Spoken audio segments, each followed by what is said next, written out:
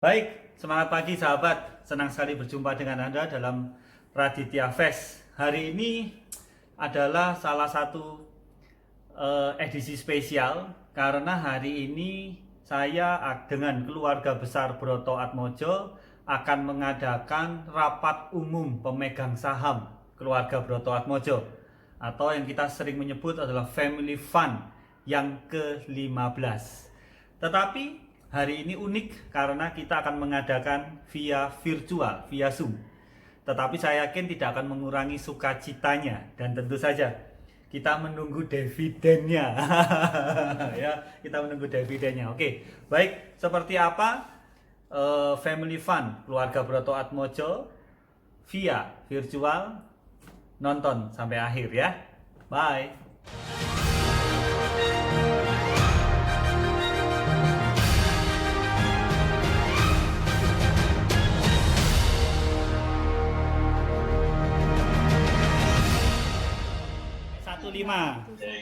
Satu lima ya, 15 pokoknya gini ya, gayanya 15 gini, 15 gaya 15 yang sama aja, pokoknya ada gaya 15 ya.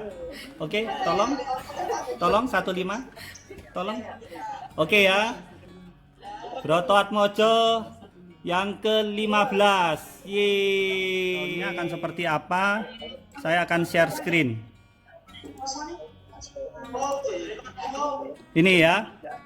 Jadi kalau melihat rundown di sini, kita akan absen, opening, foto bersama, doa bersama, sambutan Pak Prof, gambaran umum dari Om Joko, FF, kemudian portofolio, cerita dari Amerika, baru penjelasan portofolio dari Pak Denny, ekonomi new normal, Mas Angger, dan kemudian penjelasan keanggotaan dari Om Yudi, penjelasan transfer dividen dan door price-nya ya. Oke ya, ini kira-kira akan dilaksanakan sampai dengan jam 4. Saya akan ini ya, timekeeper ya. Oke ya, ini adalah rundown acara kita. Baik, saya akan doa secara Katolik. Marilah kita berdoa. Dalam nama Bapa dan Putra dan Roh Kudus. Amin. Allah Bapa yang Maha Baik, kami bersyukur atas segala rahmat dan berkat yang telah Engkau limpahkan kepada kami, berjalan dengan lancar. Semoga masing-masing dari kami mampu melepaskan sedikit rasa kegelisahan dan rindu kami dengan saling bertegur bersapa di sore hari ini. Kami semua ingin mendapatkan kelegaan. Surga, dimuliakanlah namamu, datanglah kerajaanmu, jadilah kehendakmu di atas bumi seperti di dalam surga. Amin. Dalam nama Bapa dan Putra dan Roh Kudus. Amin. Baik. Yes, terima kasih keluarga Mbak Tasa. Yes, sekali lagi welcome to Family Fund 15 Broto Atmojo. Wah.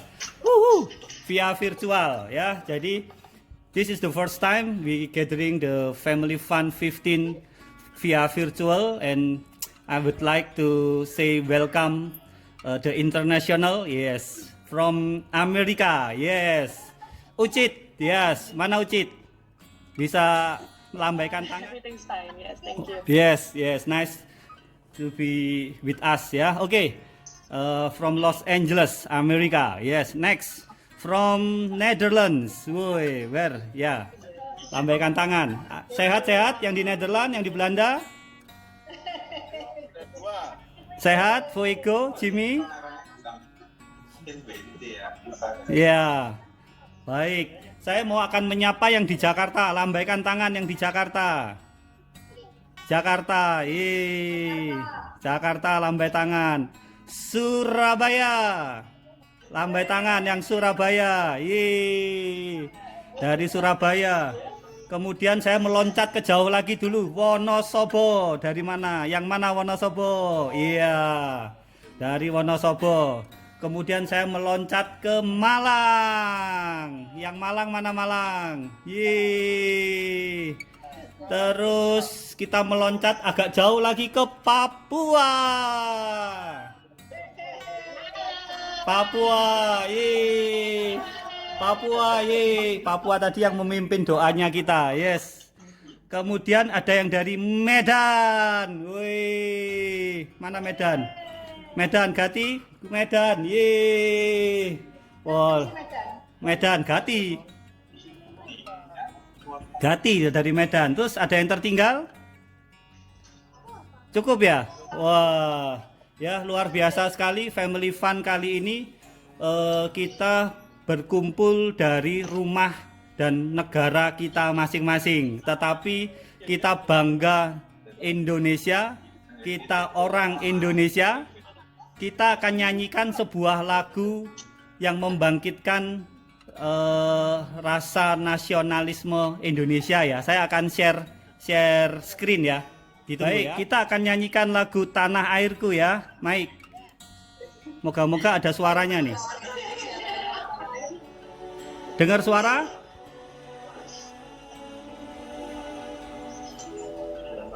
Dengar suara? Oke, baik, kita nyanyi bersama-sama ya.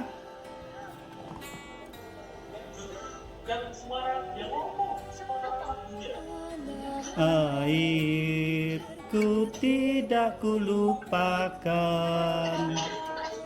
kan terkenang selama hidupku. Biarpun saya pergi jauh, tidakkan hilang dari kalbu. Tanahku yang ku cintai, engkau ku hargai.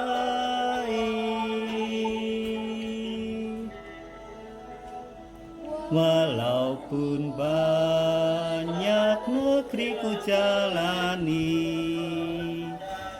yang masyhur permai di kata orang, tetapi kampung dan rumahku, di sanalah ku rasa senang. Tanahku tak ku lupakan, engkau ku banggakan.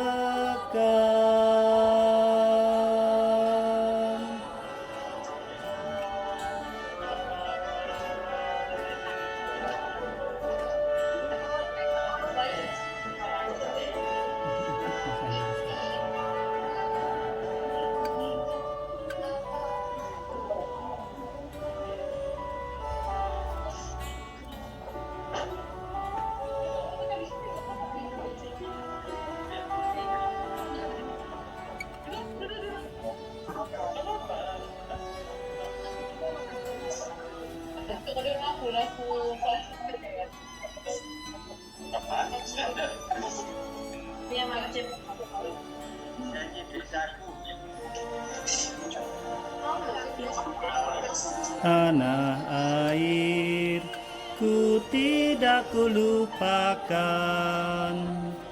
kan terkenang selama hidupku.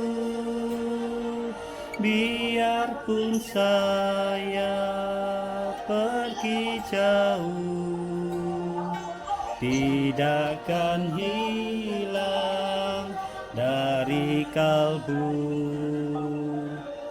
Tanahku yang ku cintai,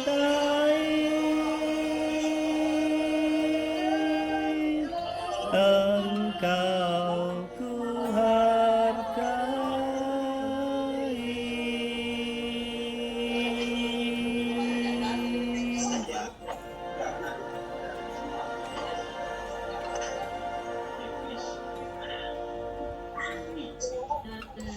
Iya. Ya, bagi Anda yang saat ini sedang di Amsterdam atau yang saat ini Anda sedang di Los Angeles, ya, saya yakin meskipun Anda berada jauh di sana tapi hati Anda ada di Indonesia. Iya, ya. Tanah airku, tanah yang kucinta, yang bikin kangen. Ya. Jadi temu family fun ini untuk juga tombol kangen untuk yang sedang di Netherlands atau dengan di Los Angeles. Selamat berjuang yang di Los Angeles. Adalah pembukaan ya. Kalau lihat dari rundown-nya, saya akan sambutan dan pembukaan FF meeting dari Pak Pembina Profesor Nirbito. Waktu dan tempat saya persilakan. Ya, oke. Anak-anak, menantu, dan cucu-cucu semua. Gimana kabarnya?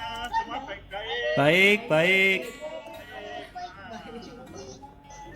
Selamat pagi, salam sejahtera. Semoga dan selalu mencintai keluarga kita semuanya. Halo Mas Joko. Halo.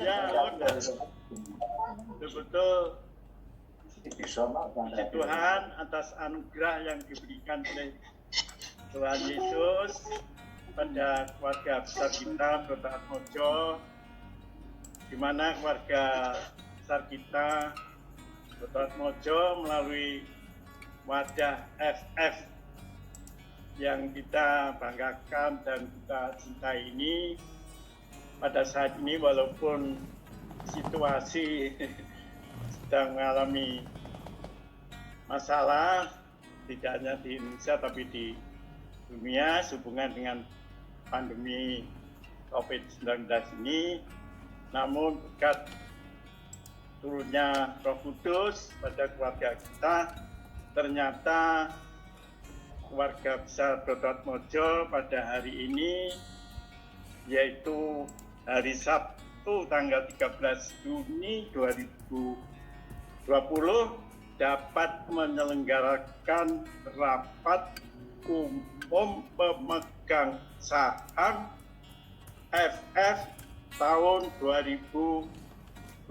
Mari kita bertepuk tangan.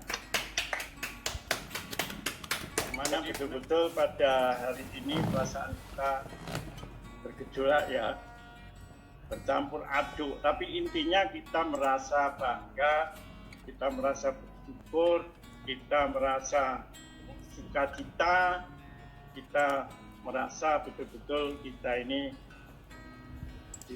diberi berkat yang melimpah pada Tuhan Yang Esa.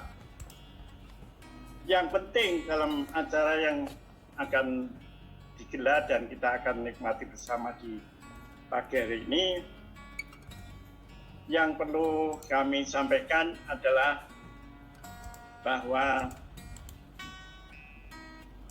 ini berita gembira tentu saja. Jadi beberapa waktu yang lalu Mas Joko selaku ketua FF kita yang kita banggakan ini kontak saya lewat WA,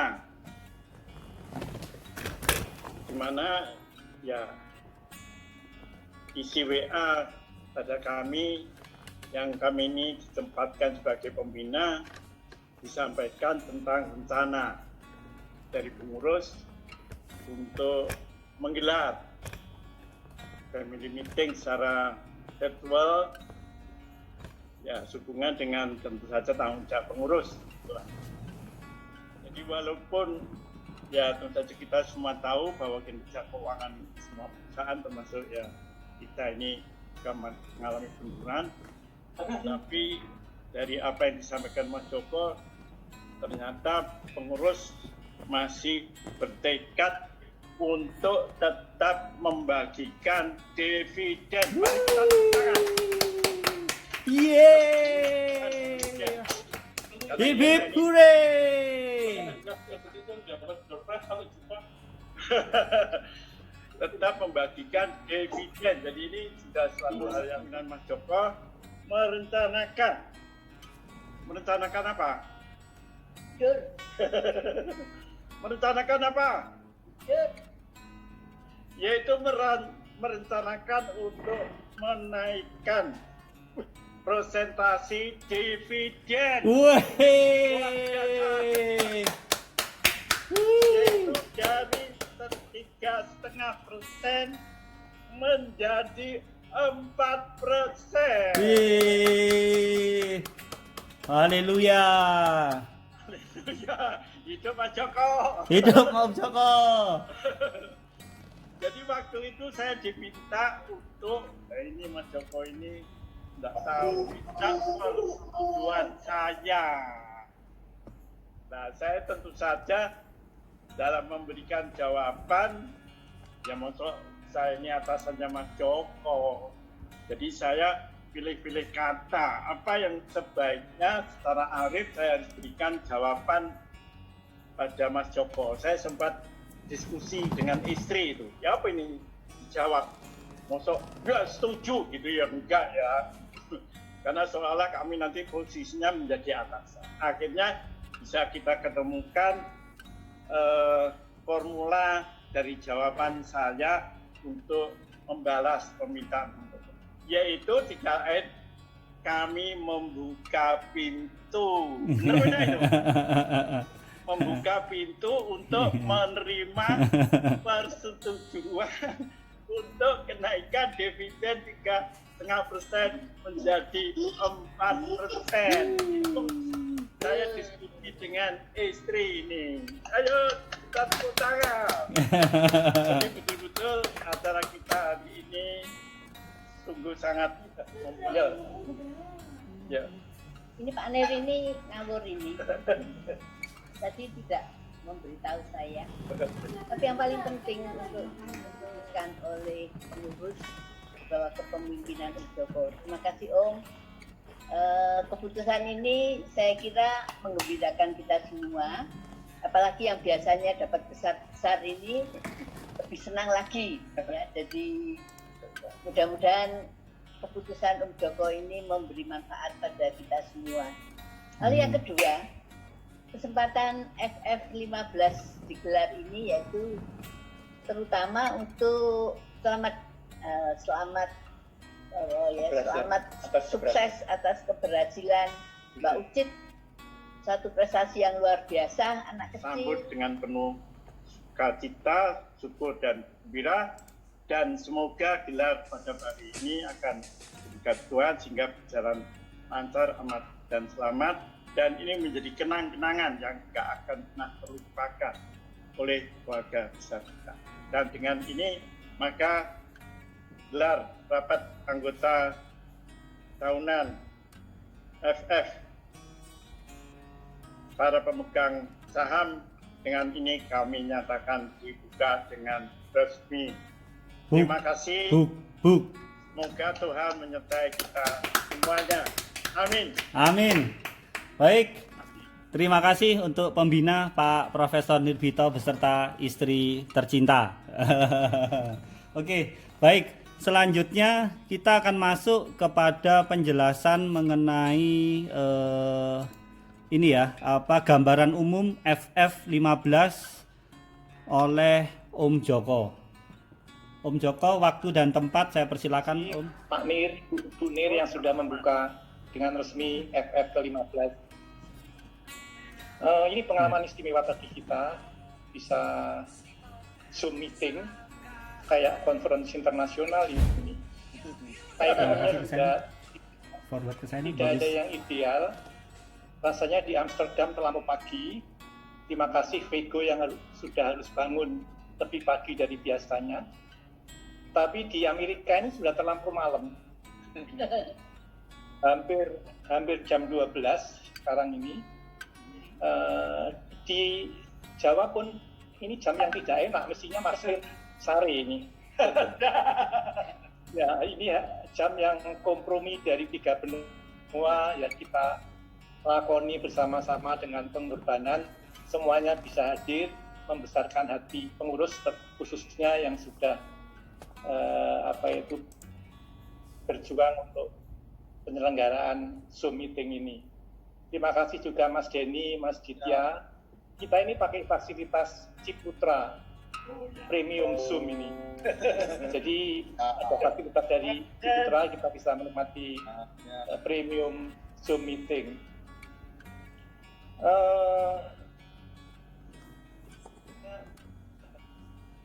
FF ini adalah diajarkan untuk kita kaum muda khususnya bisa berpikir jangka panjang. Ya, apa yang kita lakukan sekarang akan berpengaruh terhadap penghidupan kita di waktu-waktu yang akan datang. Tidak hanya besok, tidak hanya tahun depan, tapi 10 tahun lagi, 20 tahun lagi. Seperti misalnya FF ini, kita dirikan FF tahun 2003 sebetulnya. Sudah menginjak tahun ke-17. Coba kalau 2003 kita tidak punya niat untuk mendirikan FF, ya tidak ada meeting tahunan yang sedemikian menarik dan heboh ini.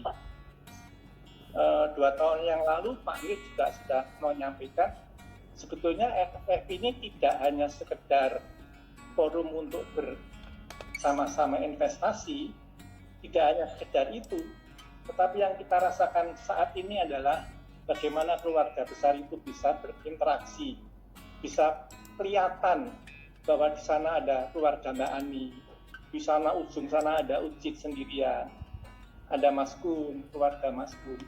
Ini adalah karena kita bertemu dalam FF meeting, dan sesuatu yang bernilai tinggi bagi keluarga besar kita itu. Dan kita bersyukur kepada Tuhan bahwa meskipun sebetulnya masa-masa sekarang adalah masa yang prihatin, baik dari segi ekonomi, dari segi sosial, dalam segala hal sebetulnya kita ini dalam masa-masa yang prihatin. Tapi kita lihat tadi wajah-wajah keluarga besar Kota Atmojo semuanya sehat, atas karunia Tuhan tadi berkati dengan kesehatan, tidak ada yang sakit satupun dari ujung ke ujung. Bersyukur sekali.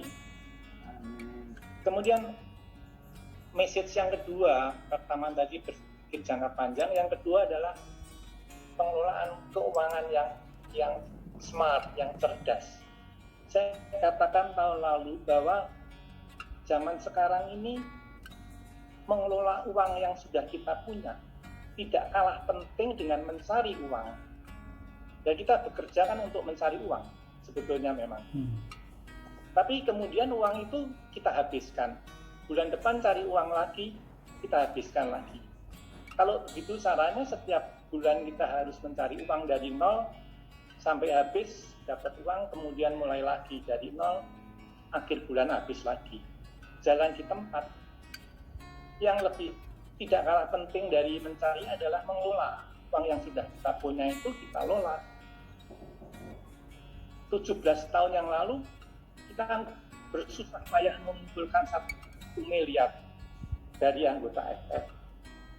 17 tahun yang lalu bisa kumpul 1 miliar, luar biasa itu. Sekarang pun nilai 1 miliar itu tidak kecil loh.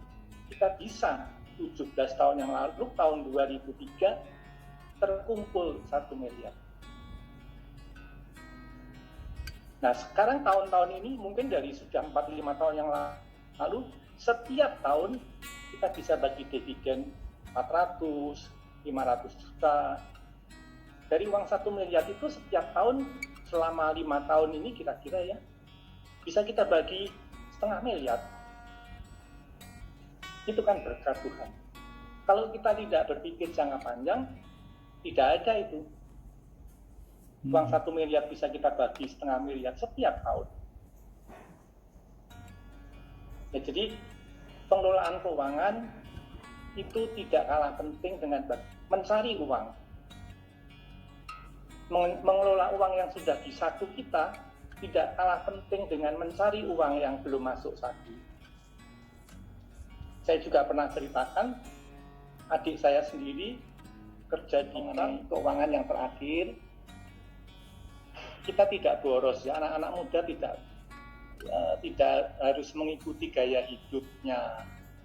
Ya sepatu memang ada yang 3 juta, 4 juta. Tetapi sepatu yang 300.000 bisa dipakai. Baju ada yang 1 juta, tapi baju diskon yang 150.000 enak juga. Saya sama istri kalau pergi jalan-jalan ada baju bagus, sudah diskon belum Mbak? Oh belum Bu. Oh ya sudah, tunggu kapan diskonnya? Ya tidak tahu, kita tunggu saja nanti kalau diskon saya balik lagi. Ya mungkin kita mampu beli baju tanpa diskon ya, tapi kan bisa kesempatan untuk nunggu diskon. Ya itu adalah bagaimana kita menghemat tanpa harus mengorbankan kenikmatan. Baju diskon sama tidak diskon hanya beda 2 bulan, mungkin beda 1 bulan. Demikian juga sepatu branded, tas branded. Ya, apakah kita perlu? Waduh, itu adalah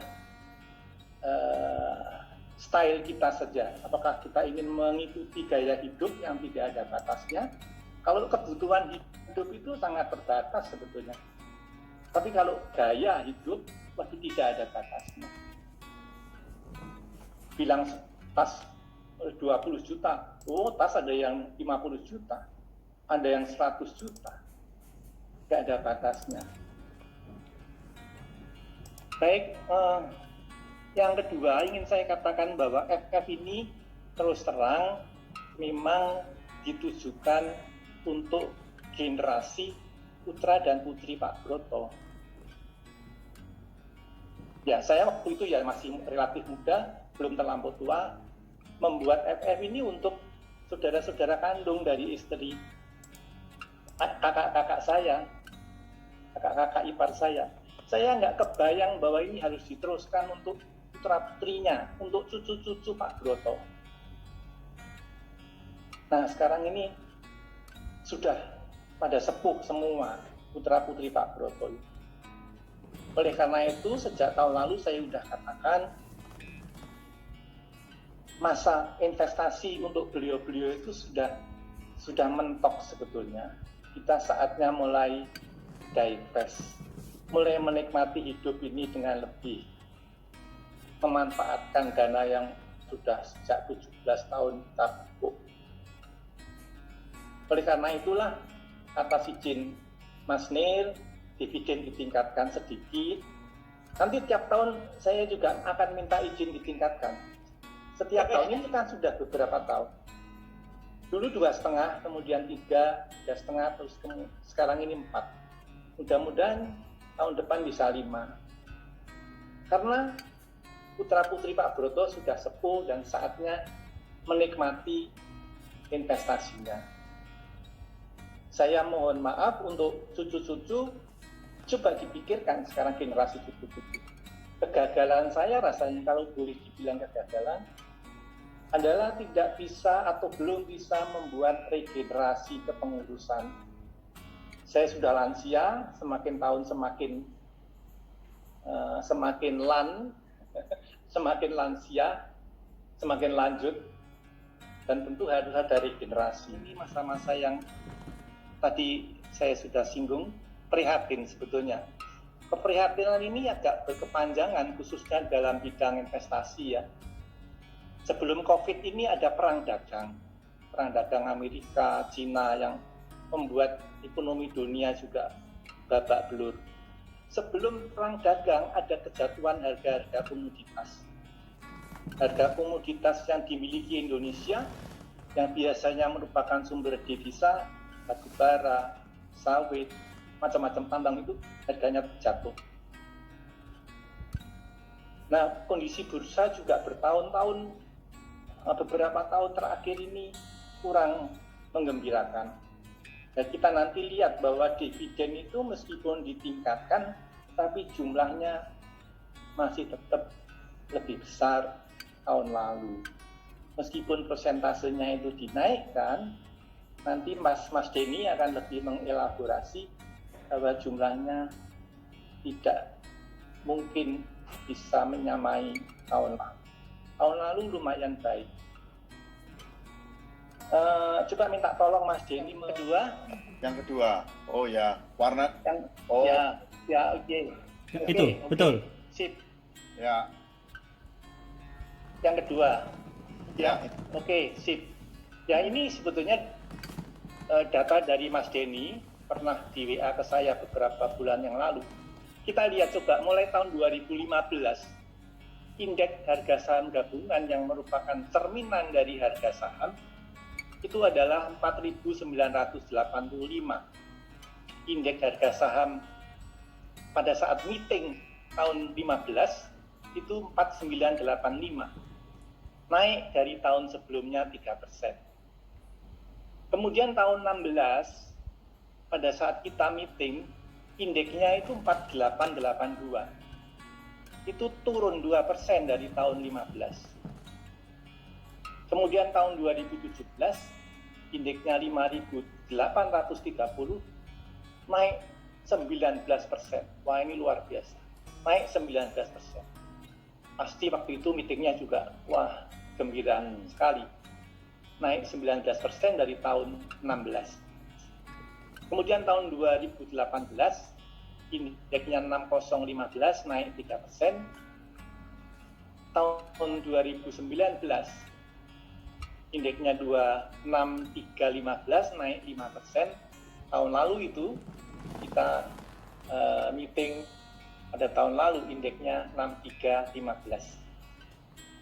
Nah, pada saat kita tutup pembukuan FF beberapa hari lalu, indeksnya itu 5035, turun 20% lebih dibanding meeting FF tahun yang lalu. Kalau turun 20% lebih ya dividennya secara proporsional kira-kira akan turun segitu 20,3%. Tadinya apa itu? Ini tidak ada rapat, tidak ada biaya. Kemudian ada member yang tanya, dibagi dong Om, mentahnya saja. Ya, member ini nggak mau rugi nih.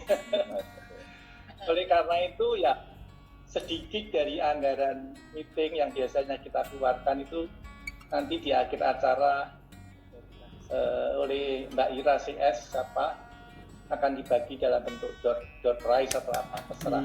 Sebagian dari biaya kita pakai untuk door prize untuk rame-rame. Baik. Ya. Oke, baik Om Joko, terima kasih banyak sekali atas 17 tahun ya, berarti membina, mengelola, memimpin Broto Atmojo sehingga menjadi seperti saat ini nih ya. Jadi luar biasa sekali peran andil Om Joko ya. Jadi nanti Tuhan yang membalas Om Joko. Ya, sesuai jadwal itu untuk Ucit nih ya. That's for you Ucit. Ya, you're beautiful, very beautiful, you're very great. Yes. Mari kita dengarkan cerita-cerita dari Los Angeles, Ucit. Selamat pagi dan selamat sore keluarga besar semuanya. Pertama-tama saya mau mengucapkan terima kasih, sungguh-sungguh terima kasih atas semua dukungan, doanya, dan PF-PF-nya atas wisuda saya. Saya sangat bersyukur karena dukungan keluarga besar sekalian. Jadi saya sudah 3 tahun berturut-turut kali ya absen dari meeting FF yang sebelum-sebelumnya karena saya lagi studi di luar negeri, lagi studi abroad. Jadi justru gara-gara ada COVID-19 ini, gara-gara pandemik ini, rapat FF diselenggarakan di Zoom dan saya malah bisa hadir. Jadi walaupun ada gangguan, ada pandemik, masih ada kegembiraan sedikit untuk saya supaya bisa hadir dan berjumpa dengan keluarga besar sekalian. Jadi saya diberi waktu sedikit di rapat ini untuk sharing santai-santai aja tentang mungkin pengalaman saya sebagai pelajar foreign student, sebagai pelajar warga negara asing di Amerika Serikat, dan pengalaman saya mencari pekerjaan sebagai foreign student ini. Jadi saya mau menjelaskan dikit mungkin ya tentang kayak background saya atau position saya yang saya akan tempati nanti setelah lulus. Saya akan mengambil position sebagai lab manager di Dartmouth College dan di Fakultas Psychology and Brain Sciences. Jadi lab manager itu kerja langsung di bawah profesor sebagai seperti asisten gitu ya. Jadi ada sedikit tanggung jawab administratif sama tanggung jawab penelitian di dalam labnya yang dimiliki oleh sebuah profesor. Jadi job description saya lumayan banyak, ada merancang proposal untuk menggalang dana, merancang program untuk eksperimen untuk penelitian, mungkin kalau ada program komputer yang diperlukan untuk melakukan eksperimen itu, ada web design untuk eksperimen yang mungkin diselenggarakan secara online, jadi harus ada bikin survei online untuk dibagikan kepada peserta eksperimen. Ada juga programming data analysis dengan program-program statistik, jadi agak kemana-mana lah job description saya dalam penelitian. Dan selain itu saya juga ada kesempatan sebagai lab manager untuk bisa berkolaborasi dengan profesor dengan murid-murid S3 PhD students untuk bisa berkolaborasi dengan mereka untuk melakukan penelitian dan riset. Untuk persiapan saya ke depannya bisa mendaftar studi lanjut sebagai PhD student.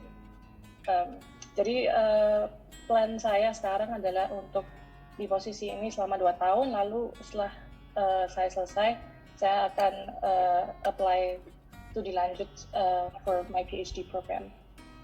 Jadi banyak pertanyaan tentang gimana sih kok bisa waktu ada pandemik, waktu ada semua orang lagi di PHK, lagi krisis semuanya, kok bisa dapat kerjaan apalagi sebagai foreign student. Susah sekali kayaknya.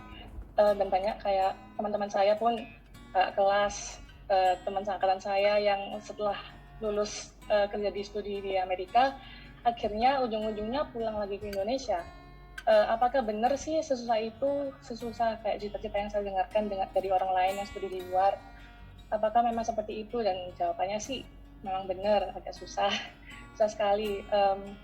Jadi setelah lulus kita cuma dikasih 3 bulan untuk cari pekerjaan sebagai foreign student, dan rata-rata orang Amerika di sini itu average-nya dapat pekerjaan setelah lulus itu 6 bulan. Jadi gimana sih caranya kita bisa dengan jangka waktu 3 bulan itu mendapatkan pekerjaan dan juga berkompetisi melawan semua murid-murid warga negara Amerika yang mungkin bagi employer lebih mudah untuk dipekerjakan karena nggak ada keributan visa, nggak ada keributan untuk mensponsori foreign student. Jadi untuk employer mungkin lebih mudah untuk meng-hire employee dari Amerika sendiri. Jadi itu sangat berbeda. Kemampuan yang diperlukan di industri, di penelitian dimanapun itu sangat berbeda dengan apa yang diajarkan di sekolah. Dan misalnya teman saya yang ingin jadi consulting pun, atau di bisnis atau di venture capitalist pun, semuanya itu kemampuan skill mereka yang konkret, yang technical itu semuanya mereka dapatkan sewaktu mereka magang, mereka yang training, mereka melakukan part-time job. Jadi semuanya itu jujur aja sewaktu sekolah, kalau datang ke sini cuma sekolah doang itu nggak bakal ngerti, jujur aja, tentang kemampuan yang diinginkan oleh employer di waktu lulus. Jadi jadi pengalaman di luar sekolah, pekerjaan di luar sekolah itu sangat-sangat penting. Apa lagi ya? Jadi waktu itu intern kamu di mana ya? Intern kamu di mana? Jadi waktu tahun kedua itu saya masih belum ngerti kan saya mau kerja apa. Masih belum ada cita-cita kayak mau jadi peneliti, mau riset, mau jadi PhD student. Jadi asal-asal apply aja, akhirnya dapat magang di OCBC ADSP.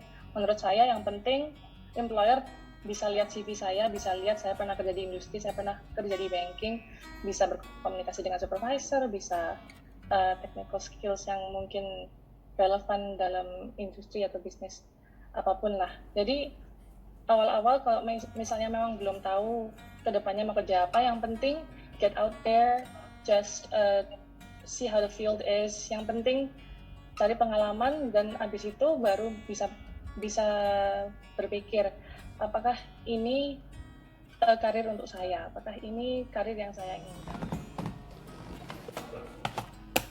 Ya. Nanti tak apa-apain ya.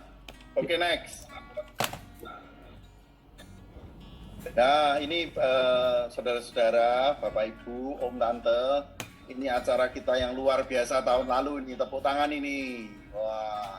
Romonya namanya Romo siapa itu? Yang ini Romo Sunu ya. Ya. Oke ya, lanjut ya. Ada Bude Nuno ya. Dan hari ini seperti yang kita sudah sampaikan tadi, senang sekali bisa berkumpul bersama lagi meskipun melalui VidCon ya, tapi justru karena lewat VidCon ternyata yang jauh-jauh seperti Equita, Esra, Puiku itu bahkan bisa hadir, tidak kalah sama Tante Ani dan Om Jimmy yang biasanya pulang ya. Oke, lanjut. Nah, ini nanti laporan karena inginnya cepat-cepat langsung dibagi, tidak usah diumumkan, lihat sendiri-sendiri. Nah, seperti itu ya. Lanjut ya.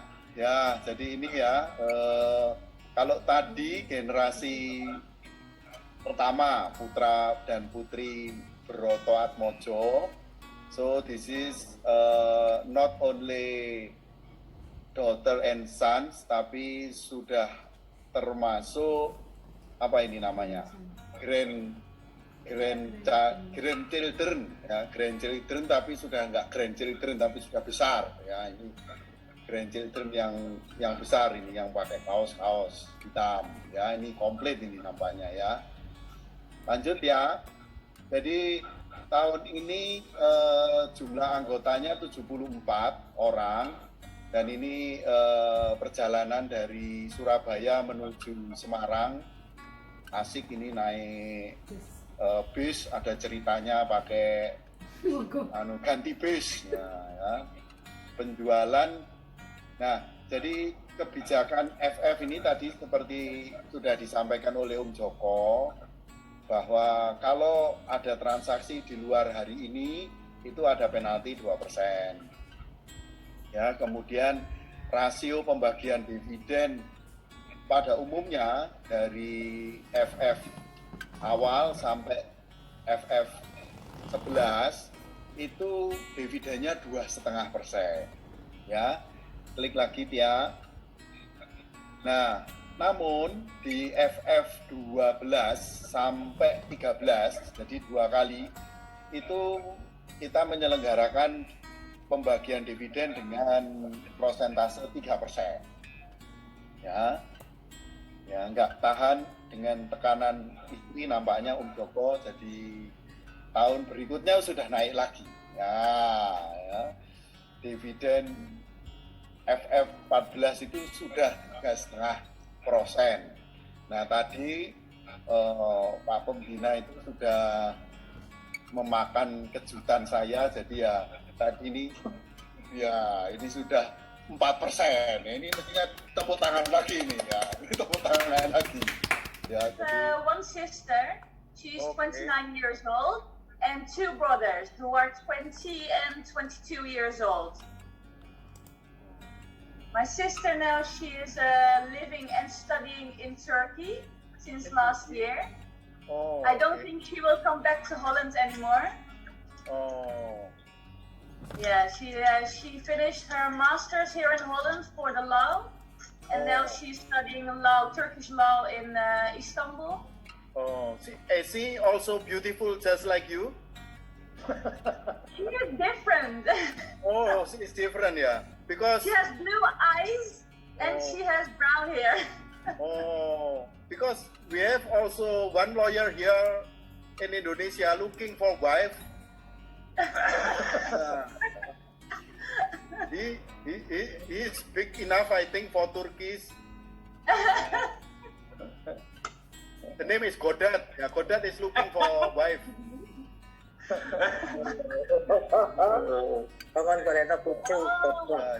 No, she already has somebody. Oh, but she never meet Godat, I think. When she meet Godat, then probably she changed her mind.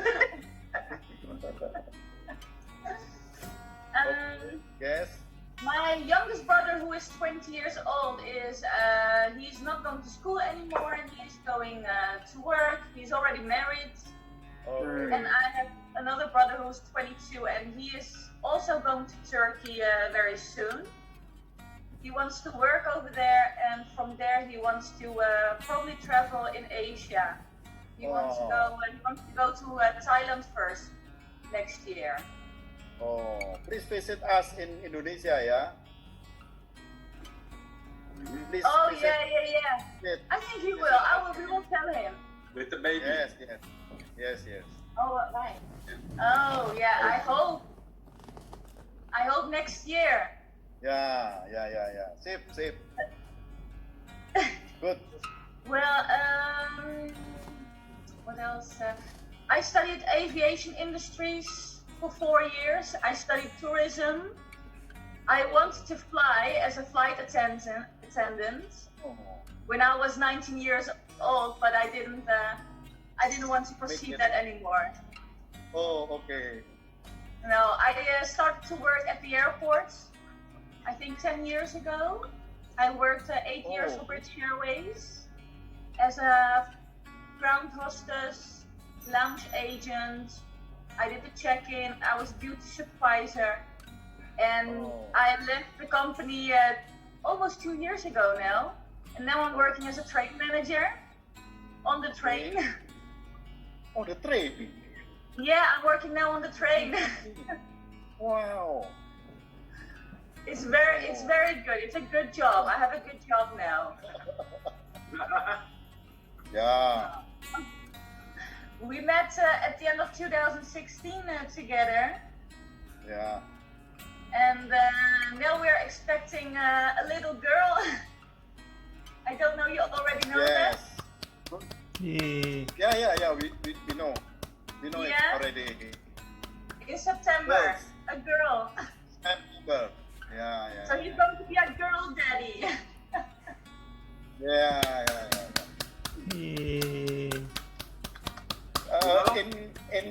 In our tradition, Ezra, in Broto Atmojo tradition, girls is more rule the power. Comparing boys, girl is more powerful here. I also think like that. Yeah. Because your mother-in-law, I think. What? Very good stories. So we fast food. Yeah. Welcome to our family, ya. Welcome to our family, Ezra. Ya, welcome. Ya. Saya pinter sembahyang bahasa Inggris. Okay. Next sharing is about economic at the new normals from Angger. Yes. Yeah, let's see how the economic after the new normals from Anggers. Angger, please. Ini saya dapat tugas untuk presentasi new normal. Kemudian yang kedua, sambil saya terus melihat jam, kita sebenarnya kan sudah ada di belakang jadwal. Tapi saya kemarin karena dikasih jadwal 20 menit, saya nyiapin presentasinya, gambarnya agak banyak. Tapi bisa agak cepat karena kan slide-slide ini sebenarnya self-explaining ya. Jadi kalau saya nggak sempat menyelesaikan itu dibaca sendiri juga mudah karena ada kata-katanya. Nah, kemarin lihat bagaimana respon kita yang sebagian besar ada yang karyawan, ada yang pengusaha, ada yang pegawai negeri gitu ya. Tapi ini semua saya pikir baik untuk disimak karena ini yang dipaparkan adalah new normal atau new behavior atau consumer behavior. Siapa tahu kita dapat peluang. Nah, presentasi ini saya tidak membuat sendiri, tapi saya mendapatkan bahan yang menarik. Tapi saya pikir ini cocok untuk di-share di sore hari ini, karena ini kita bicara temanya family fund, ada sisi ekonominya, dan bahan ini saya ambil dari seorang yang bernama Yongki Susilo. Nah, beliau ini adalah salah satu direktur di Hipindo. Hipindo itu adalah asosiasi shopping center dan mall, pusat perbelanjaan. Dan kemudian beliau juga aktif di Kadin, beliau juga om, tante, papa, mama, saudara-saudari semuanya. Kalau kita bicara pandemi ini bukan krisis kesehatan pertama, ini krisis yang menginterupsi kegiatan ekonomi. Dan menurut data saya tidak beropini, ternyata sebenarnya krisis kesehatan itu rata-rata itu umurnya 2 tahun.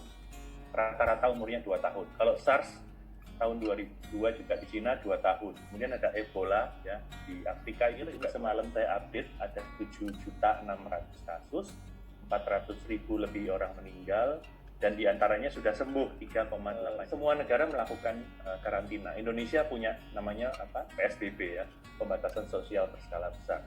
Itu salah satu jenis karantina saja, gitu bahasa yang dipakai di Indonesia PSBB, tapi intinya ini lockdown atau karantina. Kalau lihat berita sering sekali dengar yang sekarang namanya flattening the curve. Ini adalah strategi kita untuk memerangi pandemi. Nah, flattening the curve ini apa sih? Apa sih yang dimaksud dengan melandaikan kurva? Jadi om, tante, saudara-saudari, gambar yang atas kalau yang berwarna merah ada tulisannya average new cases ya. Yang merah saya bisa lihat. Nah, yang merah ini yang paling tinggi ini sebenarnya timbulan kasus positif baru pandemi. Ini semakin kita saling menularkan, semakin kita tidak stay at home, ini semakin tinggi. Tapi ada yang krusial di sini yang warna kuning, di sini yang horizontal, kedip-kedip ini adalah skala maksimal kapasitas medis baik itu dokter, tenaga perawat, rumah sakit, masker, alat perlindungan diri, dan seterusnya ya. Nah, kalau ini penularannya terlalu instan, kalau kita nggak ngantor, kalau kita pabrik nggak berfungsi, otomatis produktivitas berkurang, output tidak ada. Pabrik roti tutup, pabrik semen tutup, pabrik tekstil semuanya tutup ya. Jadi ini ekonominya turun, ada resesi gitu. Nah, bagaimana cara kita mengurangi aktivitas, tapi dampak terhadap industri kebangkrutan itu bisa ditekan. Itu makanya kita punya balancing antara sektor kesehatan dengan sektor ekonomi. Jadi kesehatannya dibantu oleh pemerintah. Pak Presiden menyampaikan kita siapkan anggaran 400 triliun untuk melawan COVID, kurang lebih itu 3% dari APBN. Di satu sisi pengusaha ini kantor dagang, kamar dagang, Apindo dan kamar dagang itu minta kita nih hotelnya tutup, pabriknya susu tutup, ya, properti juga lagi lesu, semuanya ini minta dibantu. Jadi Kadin bilang yang disiapkan oleh pemerintah sebesar 405 triliun itu terlalu kecil. Nah, kalau Kadin bilang kalau kita bandingkan dengan negara lain selain di luar Indonesia, kalau pemerintah hanya menyiapkan 3% itu kurang, karena di negara lain itu kira-kira 10% dari PDB, 10% dari PDB. Nah, itu nilainya kira-kira 1.600 triliun. Nah, ini terus terang, yang paling pusing mendengarkan angka permintaan yang besar ini pasti pemerintah itu Bu Sri Mulyani, Menteri Keuangan ya. Bu Sri Mulyani itu susah payah ngeluarin angka 405 triliun, tapi ternyata pengusaha minta 1.600 triliun, dan Bu Sri Mulyani itu menghadapi tantangan kedua adalah penerimaan pajak. Jadi, om, tante, saudara-saudari, kalau ekonominya tutup, hotel tidak beroperasi, pabrik tidak beroperasi, maka penerimaan pajak negara turun. Ketika penerimaan itu turun, tapi kita dihadapkan kenyataan bahwa industri perlu disupport. Jadi industri itu mintanya PBB ditangguhkan, pajak income PPh 21, PPh 22, 25 ditangguhkan. Kemudian sedikit ada PHK, sedikit ada cuti tidak ditanggung gitu ya. Nah, kalau bisa semua pengeluaran termasuk kredit ke bank itu ditangguhkan atau ditanggung oleh pemerintah, dan itu Menteri Keuangan sebenarnya yang paling pusing karena penghasilannya berkurang, tagihannya bertambah. Oleh karenanya memang satu-satunya jalan adalah ketika PSBB ini ditetapkan, Pak Presiden Jokowi itu masih membuka sebagian industri strategis untuk tetap beroperasi supaya apa? Supaya ekonominya tetap hidup. Di negara-negara Eropa, saya nggak tahu persis di Belanda, tapi di Italia misalnya itu complete lockdown. Complete lockdown itu time outdoor. Ini maksudnya bukan lihat. Sekarang manusia atau orang itu harus stay at home, dan stay at home ini bagi sebagian orang yang nggak biasa, biasanya ada goncangan, ada merasa kesepian atau ada kehilangan motivasi, sulit konsentrasi, ada gangguan cuci motor, kalau ketemu tetangga harus pakai masker gitu ya. Mencari rutinitas baru, belajar skill baru di YouTube banyak kalian, ada yang belajar bikin kue, ada yang belajar Maya dipakai di rumah. Mungkin gambar-gambar katanya S Hardware itu sekarang alat fitness di rumah mengalami kelonjakan demand. Kemudian home care mobil itu juga mengalami lonjakan demand. Anak-anak belajar melukis di rumah dan seterusnya. Nah, Pak Jokowi juga memberikan perhatian khusus untuk UMKM karena UMKM ini adalah sebenarnya penopang ekonomi Indonesia yang utama. Jadi kalau koperasinya Profesor Nirbito itu soko gurunya, UMKM ini juga sebenarnya salah satu pendorong atau lokomotif ekonomi di Indonesia karena 60% dari ekonomi kita adalah ekonomi yang UMKM. Sebenarnya tidak terdampak langsung dari penyakitnya, tapi hanya tidak ada transaksi. Kuncinya di sini sebenarnya dari sisi ekonomi, tidak ada sektor apapun di ekonomi yang menjadi pemenang. There are no winners in this pandemic. Mungkin exceptionally sektor kesehatan ya, yang menang itu mungkin rumah sakit, ordernya jadi banyak, farmasi itu menang, tapi selebihnya yang terkait dengan rumah sakit, farmasi, jualan masker, itu semuanya kontraksi atau ekonominya melemah, tidak ada permintaan. Hotel, restoran, salon, ya, ada Trace misalnya, Mahesa punya bisnis kernel anjing dan seterusnya, itu semua terkena dampak. Kemudian pertanyaannya bagaimana kehidupan ekonomi setelah COVID-nya selesai. Ini gambar di Wuhan, setelah karantinanya dicabut setelah COVID-nya selesai. Jadi mereka normal. Tapi normalnya itu sekarang banyak sekali protokol-protokol ya. Di mall itu nanti banyak protokol baru.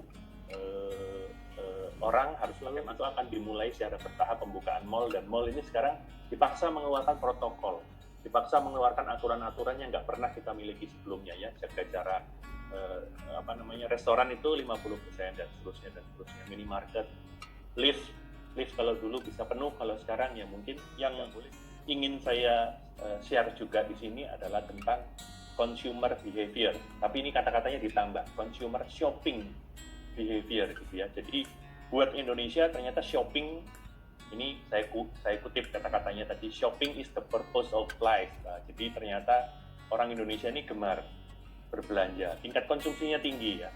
Jepang adalah negara yang terkenal dengan tingkat menabung yang paling tinggi, dan Indonesia adalah termasuk negara dengan tingkat belanja yang paling tinggi, jadi consumer spending-nya paling besar. Buat ekonomi itu bagus, karena apa? Karena hidup ya. Kalau ada orang jualan, ada yang beli, itu ekonominya hidup. Nah, nanti pertanyaannya apakah kita selalu di sisi pembeli atau kita bisa ganti pihak juga menjadi di sisi yang menjual, yang menghasilkan uang, menghasilkan keuntungan. Jadi message-nya, kalau kita ke mall beli baju, beli sepatu, beli perhiasan, beli tas bermerek tadi, itu kita kan konsumen terus ya. Tapi suatu saat bisa nggak kita di mall itu sebagai pemilik tenan ya, jualan roti boy ya, jualan tas gitu kalau misalnya kita punya. Ini kita bicara apa ya, selama pandemi, banyak yang menabung ternyata dari penelitian ya. Kalau kita lihat, karena orang ini nggak keluar rumah, jadi ternyata itu banyak. 10 tahun yang lalu, ketika kita punya krisis subprime mortgage di tahun 2009, orang juga nggak bisa traveling. Tapi di tahun berikutnya traveling itu lompat. Karena apa? Karena mungkin orang menahan-nahan keinginan untuk berwisata selama setahun, begitu boleh dan punya uang langsung semuanya berwisata. Ini sama, 2020 ini tahun yang sangat berat untuk bisnis pariwisata. Esra tadi sudah bilang, dari sisi kereta api misalnya, pesawat, kalau Om Tante, saudara-saudari lihat Thai Airways Garudanya Thailand bangkrut minggu lalu. Garuda Indonesia setengahnya mau bangkrut, tapi disuntik sama negara supaya tidak bangkrut. 2020 ini paling berat. harus disuntik dulu karena 2021 harapannya pariwisata itu baru bisa pulih. Ini ada kata-kata walaupun online shopping itu semakin berkembang, ternyata dari statistik kita lihat e-commerce itu baru sekitar 1%. Nah, 99%-nya kemana? 95%-nya itu masih ke pasar yang normal, di hypermarket, minimarket itu masih. Jadi e-commerce semakin berkembang, walaupun saat ini baru 1%, tapi ke depan makin berkembang. Dan pasar vegetable vendors itu artinya yang di depan rumah ya, keliling, kan sayur keliling itu vegetable vendor online. Terus apalagi style menurut ini survei terakhir 21% dari spending untuk senang-senang itu 21%-nya untuk makan luar. Jadi kalau kita punya restoran atau kalau kita punya bisnis catering atau kita punya jualan cookies di dalam box itu masuk di sini. Ini pengeluaran yang besar gitu. Nomor 7 indulgence, ya ini kesenangan kita mentraktir diri kita sendiri dengan kemewahan gitu ya. Ada kopi dalgona yang baru hits. Kemudian saya ngambil dari Instagramnya Keke ini, ya kuenya Keke ini juga indulgence, premium, bagus, banyak yang tertarik. Kalau kita beli terus kita rugi. Nah, Mas Denny ini sama Keke ini menarik ini, bukan yang beli tapi yang jualan gitu. Jadi memang mega trend kelas menengah ya Mas Denny ya. Walaupun kuenya Keke ini mahal, ini tapi banyak peminatnya dan lebih mahal dari roti boy. Ya kan? Tapi orang tuh bosen sama roti boy gitu. Kita pengen yang lebih mewah, kita pengen yang lebih enak. Makanan sehat itu mahal ya. Salad itu ada gambar kastengelnya Mbak Ira. Ini timbul hal-hal baru ya. Growing middle class, kalau orang dulu naik bisnya biasa, sekarang bisa kayak pesawat, kayak first class gitu, kursinya sudah bagus. Harganya lebih mahal nggak apa-apa karena tapi ada marketnya. Karena penelitian menyampaikan bahwa middle class Indonesia itu meningkat. Ini ada data. Dan ada pengeluaran yang semakin meningkat karena Indonesia ini ekonominya tumbuh. Indonesia secara total GDP, Gross Domestic Bruto, kita sudah melampaui negara Belanda ya. Indonesia sekarang peringkat 16 terbesar di dunia ekonominya. Dan kita prediksi tahun 2035 Indonesia akan menjadi negara dengan ekonomi terbesar nomor 5. Karena apa? Karena populasinya banyak yang muda, banyak yang produktif, banyak yang pinter, jadi semuanya tumbuh secara jumlah banyak, secara kemampuan makin lama makin pinter, dan lulusan perguruan tinggi negeri aja bagus, apalagi yang diaspora pulang ke Indonesia itu juga luar biasa. Jadi teknologi yang tidak sentuh ini karena kita takut tertular penyakit, sekarang semuanya tidak boleh sentuh. Apa yang masih sustain setelah COVID ini hilang gitu ya, apa yang masih sustain gitu. Mungkin budaya kita menggunakan masker dan menggunakan hand sanitizer ini akan tetap bertahan, dan sering cuci tangan itu juga bertahan. Dan kalau Om Tante, saudara-saudari lihat film Korea itu banyak sekali orang ke tempat umum itu pakai masker. Nah, di Jakarta itu sekarang kalau keluar rumah udah kayak di Seoul, udah kayak di Korea. Dan Korea itu sudah mulai pakai masker sebelum pandemi. Akan tumbuh kembali tahun 2021. Tahun 2020 Indonesia akan tumbuh sekitar 0-2%, jauh lebih rendah dari proyeksi awal sebelum pandemi. Tapi di 2021 kabar baiknya akan rebound. Jadi menurut bertahap mulai dari Jakarta, kemudian Banten, Jawa Barat. Ini tergantung dari situasi terkait dengan new daily cases pandemi tadi, yang daerah yang relatif aman, zonanya bukan hitam atau merah, dibuka duluan. Jadi secara bertahap sesuai dengan kondisi perbaikan sektor kesehatan akan dibuka secara bertahap. Ini slide yang penting untuk kita memahami dampak sektor-sektor ekonomi terhadap pandemi. Tadi Papa dan Mas Denny menyampaikan ada saham baru yang kita punya di FF, salah satunya Hexa dan Petrosi. Hexa dan Petrosi ini kan di bidang alat berat dan konstruksi ya. Nah, di chart ini, Om Tante, saudara-saudari, sebenarnya saya punya dua sumbu ya, sumbu X yang mendatar dan sumbu Y yang vertikal. Sumbu Y sumbu yang di bawah ini menunjukkan bahwa semakin kita ke kanan itu kita punya masalah dengan likuiditas jangka pendek. Likuiditas itu maksudnya penjualan berkurang sehingga kita punya tekanan terhadap cash flow, kita punya tekanan terhadap pinjaman dan seterusnya. Jadi semakin ke kanan semakin buruk. Ya, sektor yang paling buruk kalau ini kelihatan yang paling kanan ini di antara turis, travel, panorama gitu ya, Dwi Daya, mungkin Mbak Rika gitu ya. Di sektor ini hotel, restoran itu paling parah. Cash flow-nya berantakan, nggak punya tamu. Tapi sementara tenaga kerja masih, cicilan bank masih, logistik ini paling parah. Jadi paling kanan semakin buruk, paling kiri semakin baik.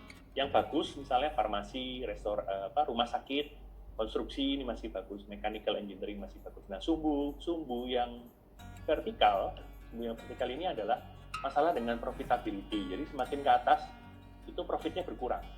Nah, contohnya bank ya. Bank itu sebenarnya nggak punya masalah dengan likuiditas karena dia dana pihak ketiganya masih aman, bank. Tapi dia punya masalah dengan profitabilitas karena ternyata bisnisnya muncul non-performing loan, muncul kredit macet ya. Kredit macet akibat apa? Aktivitas ekonomi masyarakat yang berhenti dan itu agak memengaruhi ekonomi. Nah, yang paling aman sebenarnya dari sini yang paling bawah, nggak punya masalah profitabilitas. Contohnya real estate ya, real estate. Orang memutuskan untuk beli rumah itu dalam 10 tahun, dalam 5 tahun ya, tidak dalam hari atau bulan putusannya. Dan tabungan itu bisa sangat jangka panjang. Dan satu pandemi yang berdampak sekitar setahun atau setahun setengah itu tidak memengaruhi keputusan orang untuk batal beli rumah atau tiba-tiba beli rumah, tapi biasanya menunda sedikit. Akibatnya profitabilitasnya nggak terpengaruh. Nah, mungkin hanya misalnya likuiditas ya, likuiditas di sini ya. Tapi looknya saya skip aja. Ini pariwisata sedikit. Ini adanya perlunya protokol kesehatan yang ketat, itu pasti. Jadi nggak mungkin kita sekarang ke tempat wisata lagi uyel-uyelan, gunung Borobudur, gunung-gunung juga nggak mungkin uyel-uyelan, itu harus diatur dengan kuota. Jadi kalau Dufan atau Taman Ria Surabaya atau Batu ya, Jatim Park segala macam itu harus punya protokol kesehatan, harus dijaga ketat. Yang terakhir, jadi kita sekarang harus persiapan new normal. New normal itu persiapan untuk lepas dari PSBB, masuk kehidupan normal dengan protokol-protokol yang harus kita atau ini sebagian karyawan, sebagian entrepreneur, sebagian ibu rumah tangga, sebagian dosen, sebagian masih student, university student, high school student, semuanya terpengaruh dan mudah-mudahan yang tadi itu ada manfaatnya sehingga kita bisa memetik manfaatnya dari new normal, transisi dari normal lama ke normal baru. Mungkin itu yang dapat saya sampaikan. Saya kembalikan ke Mas Denny. Terima kasih Mas Tia dan Mas Denny. Yes, Angger, wah great job. Bagus sekali Mas Angger ya. Bagus sekali ya. Bahkan saya kan selama 3 bulan ini sangat sering sekali mengadakan webinar topik-topik inspirasi mengenai ekonomi, mengenai new normal gitu ya. Tapi menurut saya materi dari Mas Angger ini adalah salah satu materi yang terbaik yang dipresentasikan kepada ini ya. Jadi siapa dulu ibunya? Weh, iya. Boleh dibelikan tas branded. Iya ini. Enak. Wah, hebat. Iya. Kami menekan anak-anak. Iya. Kami menekan anak-anak. Ya, jadi kalau Broto Atmojo masih hidup atau mungkin lagi di sana mungkin melihat kita saat ini, beliau akan bangga ya. Baik dari segi anaknya sampai ke cucunya itu semua memberikan inspirasi dan memiliki kualitas kita menyebut diri kita ini kan tadi masuk ke dalam middle grow class ya mungkin itu termasuk Broto Atmojo ini ya, kelas menengah yang lagi grow up gitu ya. Betul gitu nggak Mas Angger ya? Terminologinya growing middle class. Growing middle class. Iya, growing middle class. Oke. Saya tidak membuka untuk pertanyaan ya. Ini kalau pertanyaan nanti panjang sekali. Jadi thank you a lot Angger untuk presentasinya yang tadi komplimen saya tadi itu beneran. Kalau diizinkan mungkin materi Anda boleh juga di-share kepada keluarga Broto Atmojo ini Angger. Ya, dalam rupa PDF juga enggak apa-apa. Iya Mas Tia. Ya, dalam rupa PDF juga boleh, Nger. Iya. ya penjelasan keanggotaan FF15 oleh Om Yudi. Mungkin waktu dan tempat Om Yudi saya persilakan Om. Woi. Salam damai. Salam damai. Baiklah, saudara-saudara semua, waktu sudah menunjukkan kurang 15 menit lagi, sehingga saya akan mempercepat saja. Hari ini 4 tahun yang lalu, berarti tahun 2016, Ya. panitia FF itu rapat untuk FF yang ke-11. Jadi 4 tahun yang lalu, hari ini persis ada fotonya di Facebook. Kemudian saya sampaikan hari ini tuh FF juga meeting. Oh gitu ya? Ya, yang diikuti oleh seluruh anggota keluarga baik dari Indonesia dan luar negeri. Luar negerinya saya sampaikan dari Amerika, dari Belanda, dari Inggris, dari New Zealand. Yang Inggris itu mungkin Mas Reza mau buka cabang Nestle di Inggris. Oh. Kemudian yang New Zealand itu Om Wit, domisili. Sehingga lebih wah gitu ya meetingnya itu. Nanti ini juga mau ke Amerika ini, jadi ya. Topo. Dan tapi kita bersyukur besok itu Ujit wisuda. Ya. Kita selalu bawa dalam doa semoga dan. Jadi Ezra, how many your husband have the saham? I think, I don't know, but I think I saw the numbers I have seen was Yeah. 30,000, but Oh, you are a smart mantu. Ya, you are a smart mantu. Ya, 30,000. Ya. Penjelasan transfer dividen. Dividennya tolong diklik ya. Oh, oke. Nantar sih. Ya, Wah ini. selamat sore. Selamat sore. Saya mewakili Direktur Kedevidenan Om Yes. Joyo. Mantap. Karena kan ini secara virtual. Yes. Jadi tahun ini dividen nggak bisa diterima tunai, nggak bisa diterima apa. Jadi semua dividen dikredit ke masing-masing rekening. Oh. Sip. Ya karena saya yang mengerjakan, jadi saya yang mewakili Om Wit. Wah. Jadi kalau ada yang mau bertanya, saya siap menjawab. Puji Tuhan, ya Pak Joko ini bisa membagikan dividen Wey. yang luar biasa. Ya. Ya. Itu berkat doa yang dermimil. Ya, karena kita semua juga mendoakan. Ya. Pas hari terakhir ditutup itu dividennya bisa membuat kita semua kaget. Ya, shock. Kaget. Ya, perkiraan kan nggak sebesar itu. Karena kan sekarang ini COVID semua lini itu down semua. Waduh. Semuanya? Oh iya, down. Sebesar itu. Ya.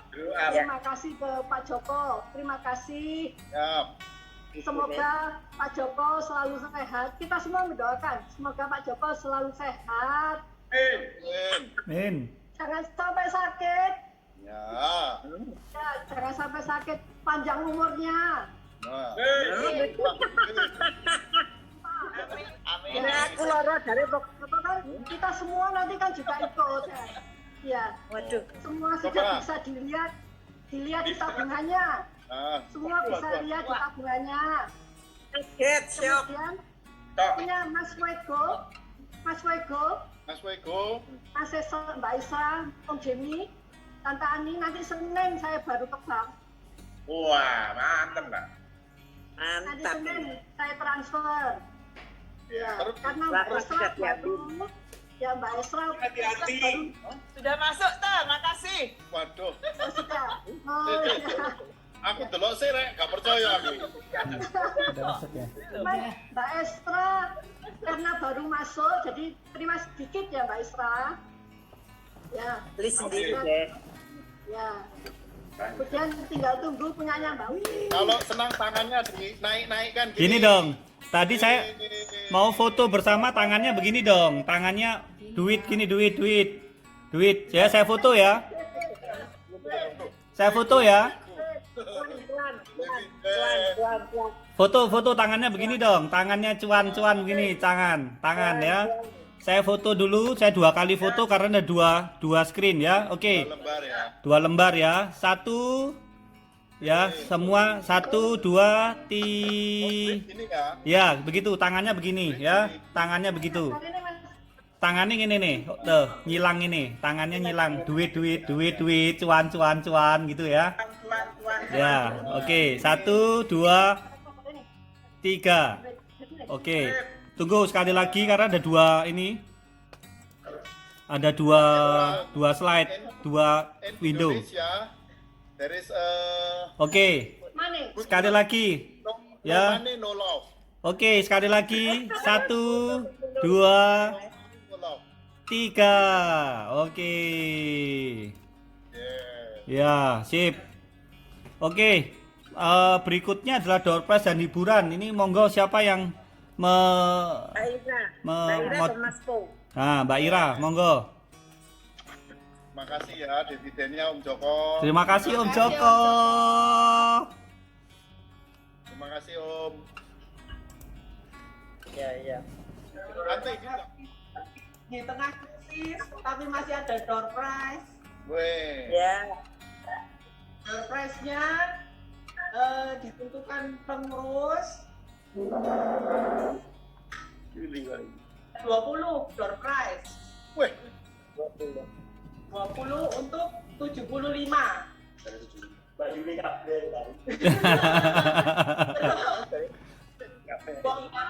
Itu dengan nilai 10. Ini dengan nilai Rp500.000. Weh. 10 lagi dengan nilai Rp1.000.000. Oh, siap. Jadi ada 15 juta untuk door prize. Weh. Terima kasih Om Joko, terima kasih pengurus. Ini sing menang Om Sengge gitu. Yang menang Mbak Yuli. Aja ya, saya ambil yang dari undian 500.000. Ya. Ya. Ayo. Ya 500. Oh, kodat telan. Ayo Bapak ya. Berlima mewakili untuk mengambil 20 nomor. Jadi satu orang 4 nomor. Ya. Jadi kalau namanya saya ambil ternyata tidak hadir, yang tidak hadir siapa Mas? Mbak Yuli. Mbak Yuli yang tidak hadir. Mbak Yuli tidak hadir. Ya, Mbak Yuli. Ella izin, Ella ada acara graduation. Harus hadir. Kalau kita udah janjian yang tidak hadir nggak boleh.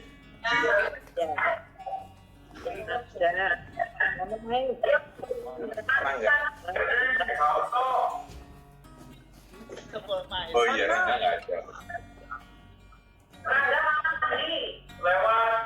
Mandi ke kamar mandi.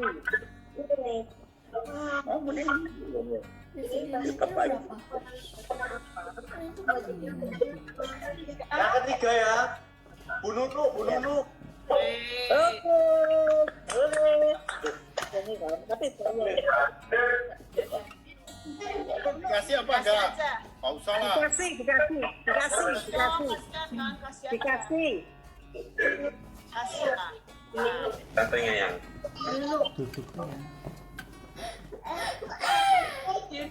Om Jenny. Woi. Thank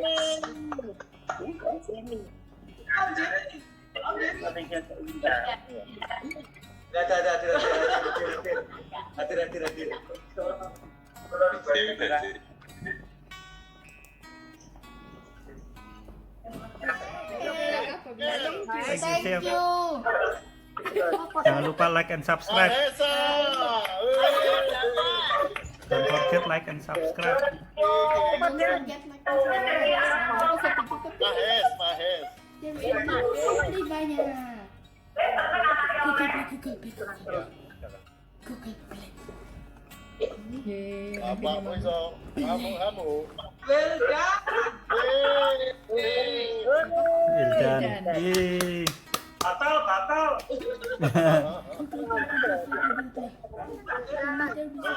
Kurang dua toh. Kurang dua. Oi. Denny.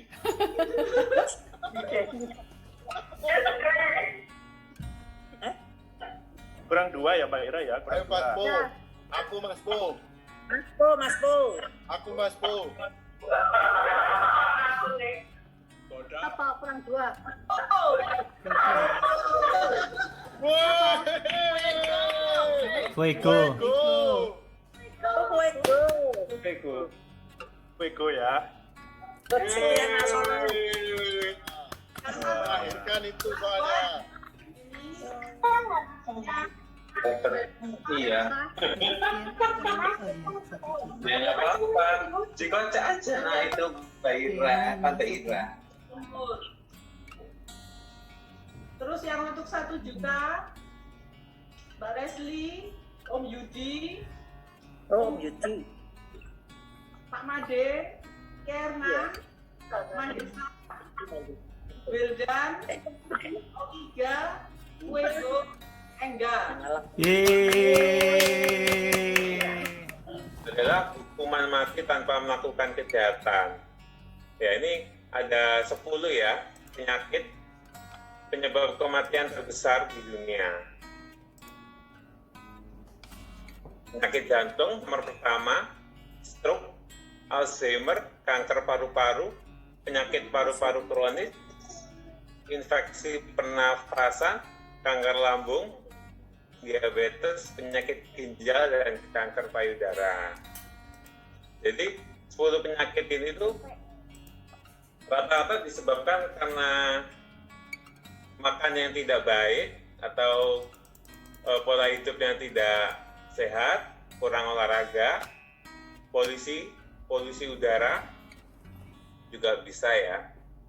Nah, sel induk ini memiliki manfaat yang sangat besar bagi hidup kita ya. Kemungkinan tak terbatas dari akan duplikasi menjadi banyak dan akhirnya terbentuk, misalkan ya kalau dalam proses terbentuknya bayi itu awalnya dari sel induk kan. Ini udah diakui banyak majalah ya memberitakan tentang transplantasi sel induk. Ini juga mahal dan menyakitkan. Ini yang kalau kita ya diambil sum tulang belakangnya ini ya, jadi sakit. Yang ketiga ini penyimpanan tali pusar. Ini juga tidak efektif karena cuma bisa digunakan ketika kita masih di bawah usia 30 tahun ya. Kalau ini kapsul dengan teknologi modern, Portier ya. Portier sekarang sudah Portier yang generasi ke-6. Nah, Portier ini adalah merupakan plasenta dari seekor rusa ya. Rusanya khusus yang di Rusia. Nah ini kenapa kok, New Zealand. Nah, ini kenapa kok pakai hewan rusa ya? Sementara ada produk lainnya, salmon itu. Kalau SOP mungkin saudara-saudara tahu ya, itu menggunakan plasenta salmon. Nanti ada slide yang lebih jelas lagi, saya akan jelaskan. Ya, nah ini formulasi unik dan terintegrasi. Jadi yang ada dalam Portier edisi 6 sekarang ini adalah ini semua ya, ada 12 faktor. Yang pertama itu dari plasenta rusa. Saya rasa itu aja. Terima kasih Mas Tia, Mas Denny. Waktu dipersilakan ya. Kita kembali 200.000, 38,8.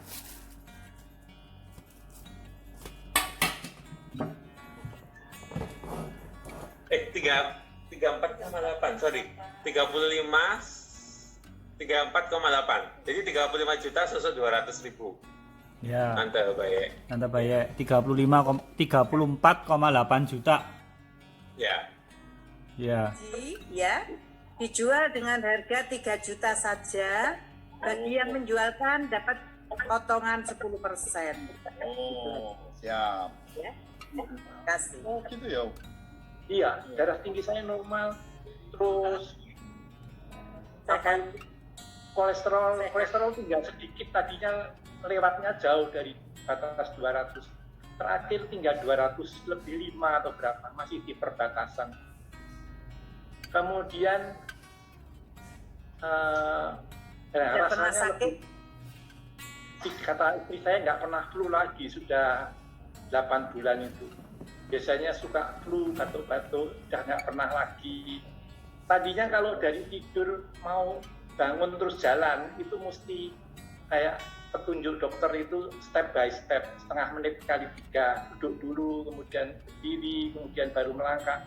Ini enggak, kayak orang muda gitu, pengen ke kamar kecil, dari tidur ya langsung bangun jalan. Nggak terasa harus step by step kayak orang tua betulan. Jadi banyak hal yang memang saya alami luar biasa, menjadi lebih segar, lebih enteng, tidak mudah capek, darah tinggi hilang, kolesterol turun. Katanya kalau punya diabetes ya bisa normal, tapi saya nggak punya diabetes. Asam urat bisa hilang. Mungkin kita tadi sudah bisa cerita kalau saya. Oh, lupa. Oh ya. Katanya mengobati angina. Ya karena saya rasanya belum sampai ke situ Mbak Ani. Saya tuh belum pikun, tidak merasakan. Waduh, belum pikun. Lah wong saya dikoreksi terus kok. Saya salah terus. Ini ada satu hal ya. Kita kan setiap pagi ikut misa pagi. Misa pagi itu kan ada refrain untuk mengucapkan sesuatu, ya kan? Itu saya dulu itu sering lupa, kalau suruh mengulangi itu lupa lah. Sekarang ini malah enggak. Mas Padang dan Mbak Jessica ya, setuju ya? Dr. Atmojo ya? Iya. Mana Mas Padang? Tuh di bawah. Ya halo semua. Nah. Apa gimana? Tuh. Nggak apa-apa. Nggak apa-apa. Ya Mas. Piye kabarmu? Kesan-kesannya meeting. Meeting ini ya senang bisa kumpul. Ya. Ini apa ya? Ya selama pandemi ya hidup dengan anak, urus anak. Kerja dari rumah. Nggak berani ke klinik. Nggak berani klinik soalnya. Berani ke klinik ya. Berani. Iya. Yes. Itu dengan anak-anak ya. Siap. Ya salam untuk papa mamamu ya. Sehat ya, sehat ya. Sehat semua Mas, aman. Happy anniversary untuk papa mamanya. Oh iya ya, baru. Oh iya. Kemarin atau kemarin lusa ya, Padang ya, papa mamamu ya. 5 Juni ya. 5 berapa?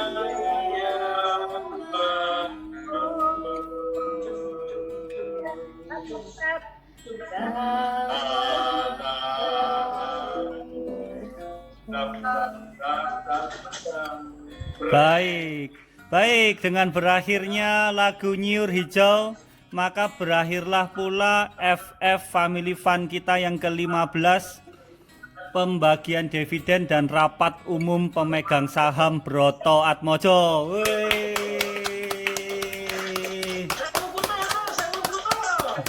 Ya, nanti baru hiburan terakhir. Belum, nanti kita doa dulu. Doa dulu. Doa.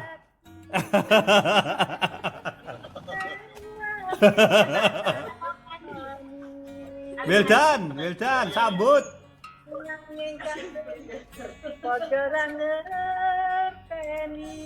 Well done.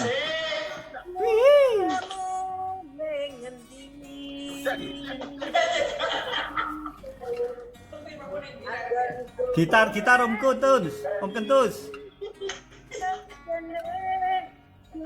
Ding dong.